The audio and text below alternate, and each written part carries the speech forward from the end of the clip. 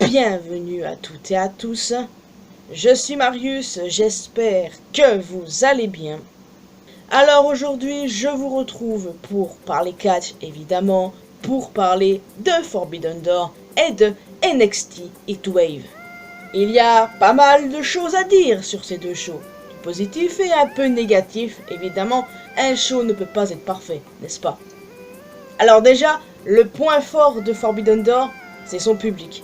Et clairement, les publics hors États-Unis sont en général bien meilleurs. En même temps, quand tu regardes le public américain en général, hein, c'est pas trop ça qui est ça. Les Américains sont absolument ingrats, ils sont complètement débiles. Ouais. Donc c'est pour ça que j'aime bien quand un show de catch se passe hors des États-Unis. En général, le public est incroyable. Alors, est-ce qu'on aura le même genre de public à Paris? Je l'espère. Forbidden Door était un très bon show, j'ai adoré. Point négatif que j'ai à dire, c'est que ça ne ressemblait pas vraiment à Forbidden Door, voyez. À la limite, la Zero Or ressemblait beaucoup plus à un Forbidden Door. Là, la carte principale, c'était pas trop ça qui est ça. Le show était excellent, mais clairement, le côté Forbidden Door, on ne le retrouvait pas, pour être honnête. À la limite, on a eu 2 matchs Forbidden Door, un catcheur japonais dans un autre match, ouais, on ressentait pas trop cette vibe, malheureusement, et c'est extrêmement dommage. Donc, premier match de la carte principale, Adam Copeland, Edge et Christian Cage contre The Matriarchy, Kip Sabian et Killswitch qui remplace Nick Wayne suite à une blessure.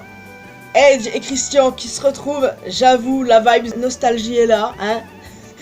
Franchement, ça me fait quelque chose. Et évidemment, ils ont battu leurs adversaires comme attendu. Et déjà, ça fait plaisir de voir Killswitch. Parce que Killswitch, en octobre dernier, il a fini à l'hôpital en fait. Il y a passé des mois et des mois suite à une pneumonie très agressive. Et c'est vraiment cool de revoir en bonne santé. Autre chose que j'ai à dire, c'est Kip Sabian, qui est un catcheur terriblement sous-coté. Et c'est très dommage. C'est un catcheur que j'aime beaucoup. Et c'est dommage qu'il soit relégué dans ce genre de rôle. Le match était sympa. C'est pas le meilleur du show, mais ça va. Ensuite, le match suivant, évidemment, une dinguerie pour le titre TNT. Kai Fletcher contre Hiromu Takahashi. Et ouais, Takahashi, un catcheur absolument incroyable. Mais évidemment qu'il n'allait pas battre Fletcher. Fletcher, The Protostar, qui est au sommet. Franchement, Fletcher, je peux vous le dire, c'est mon coup de cœur de l'AEW depuis quelques temps déjà. Depuis son heel turn, je le trouve incroyable et plus les mois passent, plus je le trouve incroyable. Et ce match, il était génial. Et le match suivant, encore plus, pour le titre TBS Mercedes Moné contre Alex Windsor, Bozilla et Persephone. J'avais d'un côté espéré que Mercedes allait perdre. Mais évidemment, fallait pas se leurrer. Évidemment qu'elle allait conserver. Et pourtant, c'est la catcheuse qui s'est le moins démarquée lors de ce match. Elle a fait moins de trucs que les autres. Genre Bozilla et Persephone à côté. Waouh, surtout Bozilla. Et à un moment donné, c'est elle que je voulais voir gagner. Alors je me suis dit, pitié, faites gagner quelqu'un d'autre au moins. Non, de toute façon, c'était sûr. Alors là, je vous avouerai que je ne sais pas du tout qui va battre Mercedes. Hein. J'en ai absolument aucune foutue idée. Je me lasse un peu, pour être honnête avec vous. Je me lasse un peu.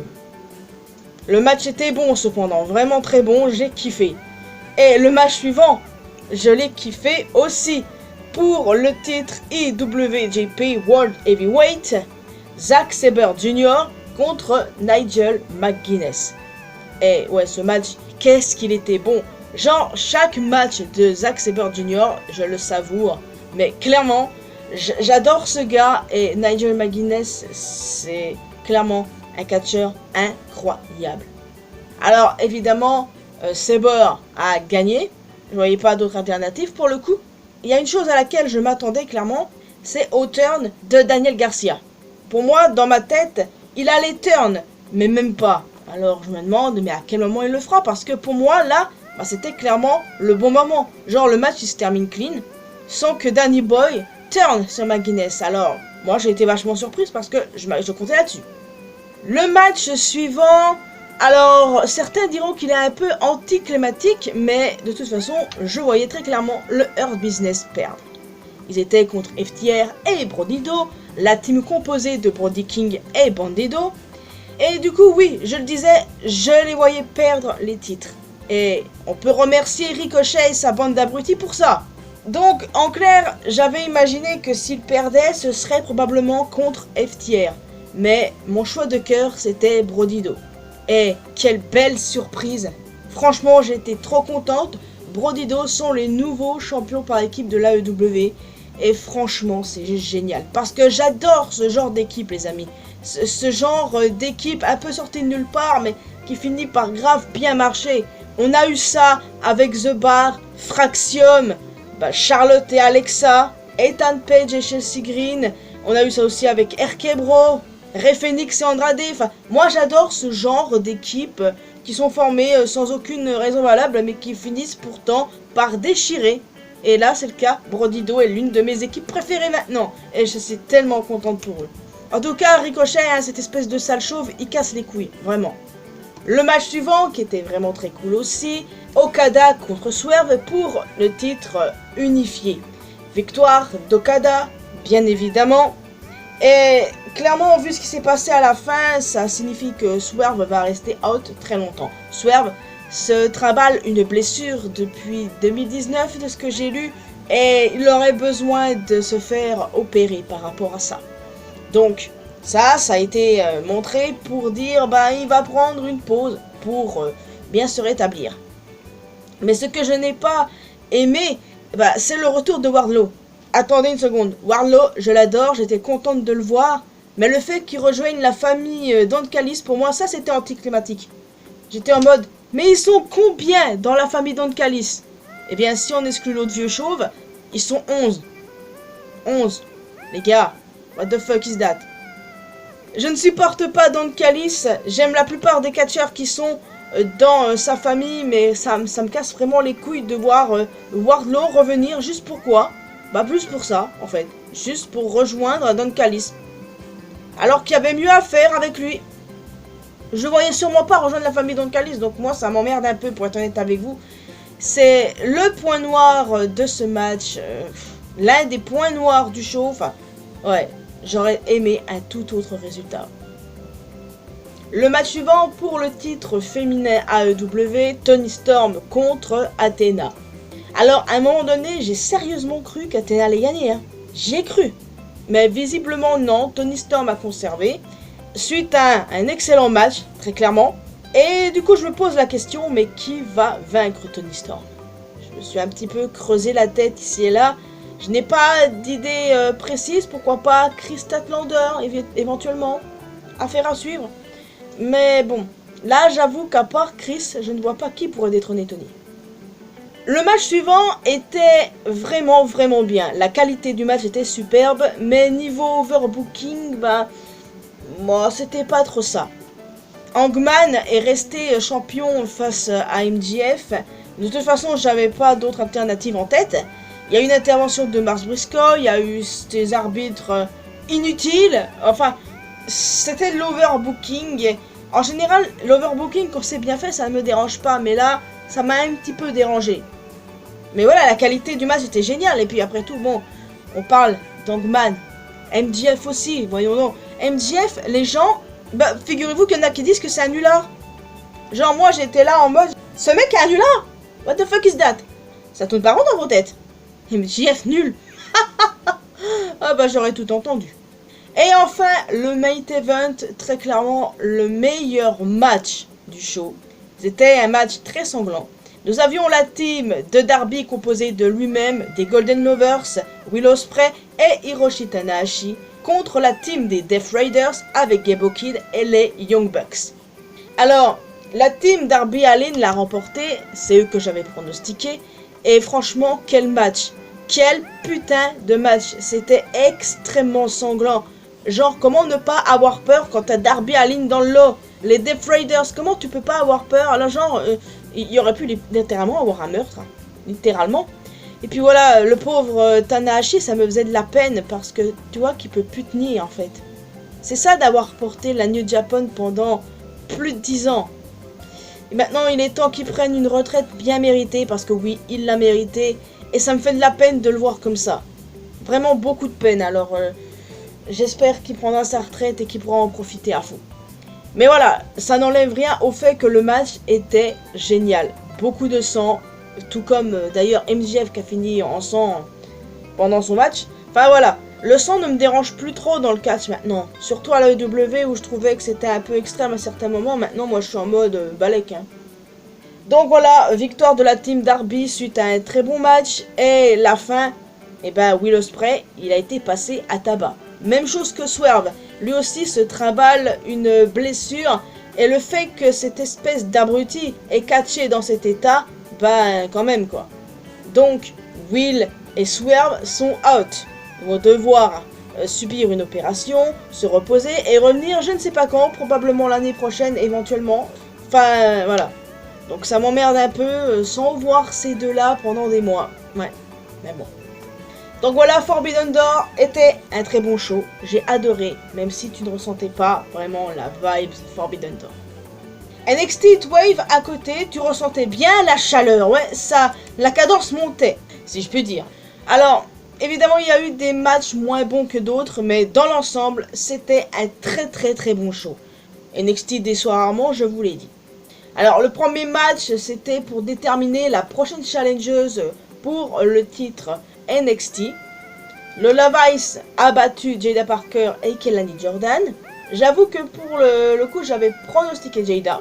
Ça fait plaisir de voir Lola mise en avant, surtout qu'elle a récemment re-signé un contrat. Donc je comprends pourquoi ils veulent davantage la mettre en avant en fait. Et c'est une très bonne chose, j'adore cette fille. Ensuite, nous avons eu deux nouveaux champions par équipe. Dark State ont vaincu Hank et Tank. Et honnêtement, c'est le seul résultat que je pouvais accepter. Hank et Tank, faut avouer que leur règne, c'est pas ouf. Par contre, pour en revenir à eux, je ne supporte pas voir des gens faire comme si c'était des nullards. Ce ne sont pas des nullards. Les gens, ils ont le mot nullard un peu trop dans la gueule facilement, si vous voulez mon avis. Non, Hank et Tank sont de très bons catcheurs. Le duo est cool, mais malheureusement, leur règne de champion par équipe, c'est vraiment pas ouf. Hein. Alors j'espère que Dark State vont relever la barre, hein, et Dark State aussi, qui sont détestés pour rien, comme d'habitude. Vous avez compris. Le résultat du match suivant m'a extrêmement choqué. Pour le titre Knockout, Jessie Jane a perdu, mais moi je pensais que si elle le perdrait, ce serait plutôt contre Masha, vous voyez. Ben non, elle a perdu, mais c'est Ash by Elegance qui est la nouvelle champion Knockout. Alors ça, je ne l'ai pas vu venir celle-là. Bravo pour cette surprise, je ne m'y attendais pas. Donc le titre Knockout revient à la TNA, et je m'attendais pas du tout à ça. Moi personnellement, j'aime beaucoup Ash by Elegance, mais il faut dire que c'est la moins bonne catcheuse qu'il y a eu dans ce match. Donc c'est pour ça, d'autant plus que ce résultat est surprenant. Par contre, le match suivant, le règlement de compte entre Blake Monroe et Jordynne Grace est excellent. Je ne veux plus jamais entendre les haters de Blake Monroe ouvrir leur gueule, hein. Ils font comme si c'était une catcheuse de merde, et je vous le nomine, ce sont des fans de l'AEW, alors qu'ils étaient à fond derrière elle quand elle était Maria May. Mais voilà, le match était excellent, j'adore le catch féminin, franchement j'adore ça, le match était tellement bien. Et du coup, qu'est-ce que cela signifie pour Jordynne Grace? Très probablement un call-up au main roster. Il y a de très fortes chances que ça arrive, incessamment sous peu. Sur Twitter, j'ai vu qu'elle se demandait quelle serait la suite pour elle, ce qu'elle va faire.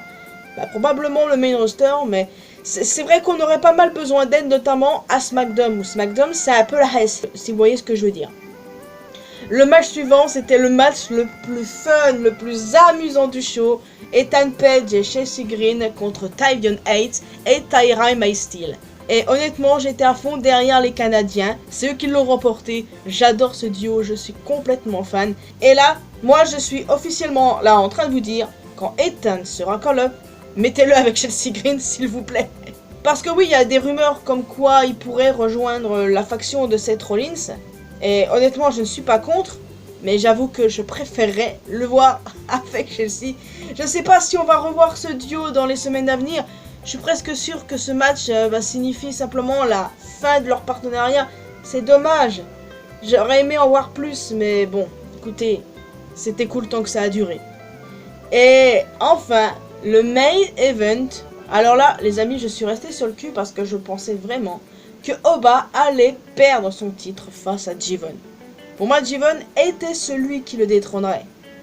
Mais visiblement, ce n'est pas le cas. Suite à un excellent match où évidemment G1 n'arrête pas de prendre des spots de zinzin, à chaque fois c'est la même chose avec lui, ce gamin est incroyable, Oba est resté champion. Et la fin de show est très intéressante, il a eu un face-à-face avec Ricky Saint. Et là les gars, je me suis dit, mais oui, je me rappelle en plus il y a quelques mois je disais, Ricky Saint, je le vois bien battre Oba. Et bien visiblement, c'est dans cette voie qu'ils vont aller. Mais il y a un autre problème, Josh Briggs. Et j'espère vraiment que ce ne sera pas Briggs qui battra Oba et qui ensuite rentrera en rivalité avec Ricky. J'espère vraiment que ce sera Ricky Saints qui battra le Ruler, qui finira par rejoindre le main roster. Et donc en somme, un très bon NXT Heatwave, j'ai adoré, tout comme j'ai adoré Forbidden Door. Vive le catch, fuck le tribalisme. Alors, je vais vous laisser ici, j'espère que vous avez apprécié. Donnez-moi vos retours par rapport à ces deux choses, ce que vous en avez pensé. Lequel vous avez quand même préféré malgré tout, quel a été votre match préféré dans chaque show. Enfin voilà, j'ai hâte de discuter de tout ça avec vous dans les commentaires.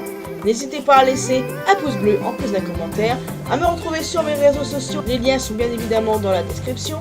Et le plus important, abonnez-vous à cette chaîne, ainsi qu'à ma chaîne principale pour qu'on puisse se retrouver dans une prochaine vidéo. Bye bye!